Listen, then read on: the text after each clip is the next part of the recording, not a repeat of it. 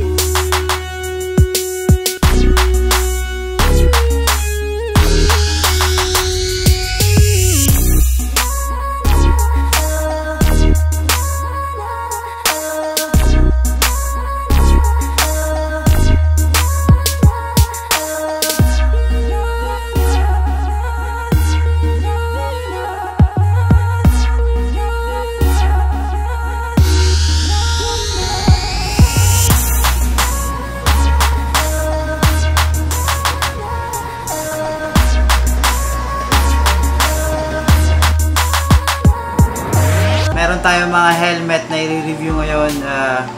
So ito ay inspired by, syempre, idol natin, si Valentino Rossi!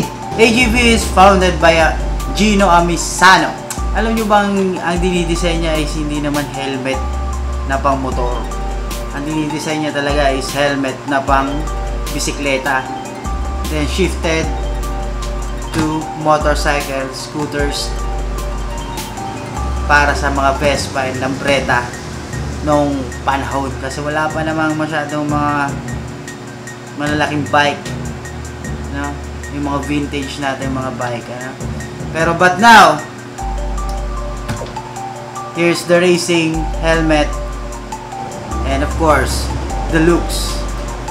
Look at that.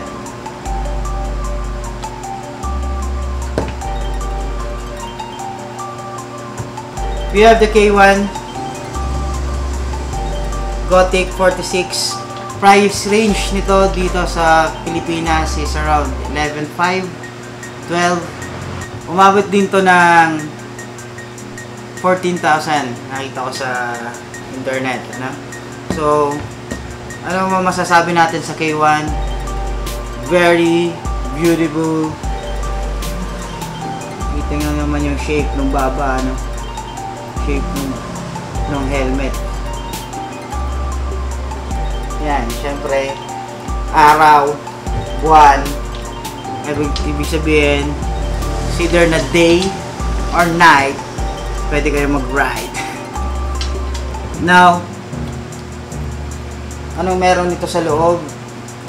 Very comfortable gamitin siya. This is for the aerodynamic. So nakakadagdag pa siya ng aerodynamic para walang dragging ng air sa head mo, no? So sa gaan, so super gaang na helmet. So kung ikaw ay isang minimalist lang, wala ka na masyadong hinahanap na features kundi the safetyness and then the looks, get the Gothic K1 46 Valentino Rossi inspired, ano? So ready na yan. Kung meron kayong intercom like this, may lalagyan na siya ng intercom, the mic. I-review natin yan sa next videos. By the way, meron din siyang anti-fog, ano? Kasi pag wala kayong anti-fog using AGV, of course, naranasan ko na yan. Wala kang makikita sa daan during the rainy days. Sobra. So, just buy the anti-fog. The anti-fog is at least 1.5, 1.6 That is the AGV. By the way, this is a helmet, Euro fit helmet. So makikita nyo, kung i-compare nyo sa mga Asian fit helmet nyo, medyo hindi siya bilog, pahaba, no? Yan ang pinagkaiba ng Euro fit sa Asian fit. Ang Asian kasi medyo bilog ang mga ulo. Bilog, as in bola. Bilog ang mga ulo natin, pero this is the helmet is from the Europe, from my friend. What's up, panaga? So Eurofit siya, kaya pag sinuot mo to medyo masikip kasi Eurofit siya, pero mas magaan. The K1 Gothic 46 by AGV. So okay, we have the Pista GPR limited edition. Look at that, Valentina in the house. Valentino expired, so makikita nyo may pulis yan. Hindi nyo na kailangan ng pulis na mag-chase sa inyo kasi may pulis ka ng dati. So this helmet is made for racing. Look at that. Look at that, man. See that? It's like pointed for max aerodynamics. So pa. May hose siya. May hose yan para sa hydropack nyo. And syempre pwede ka rin magkabit ng intercom, and then of course itong may lock na siya. May lock para hindi siya bumukas during the rides. Dapat tumatakbo na ito around 300 para bumukas siguro to. And then another pointed material here for max aerodynamic. Easy pull out pag nag-crash ka, para hindi ma-damage ang yung head. Pulling your helmet is may mga easy pull out para matanggal niya to agad. And then racing talaga siya sa loob. Lahat is made for racing. So yan, AGV. See that, man. See the design. Syempre pinalitan na rin to ng price range. Hindi siya made para sa mababang presyo. It's like 60, 65 in the market sa Pilipinas.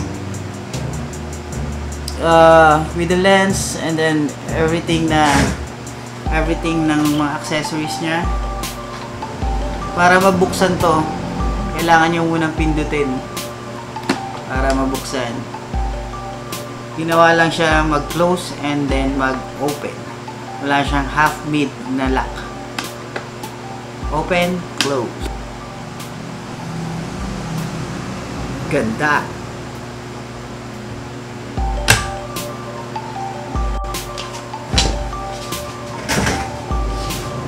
AGV helmet.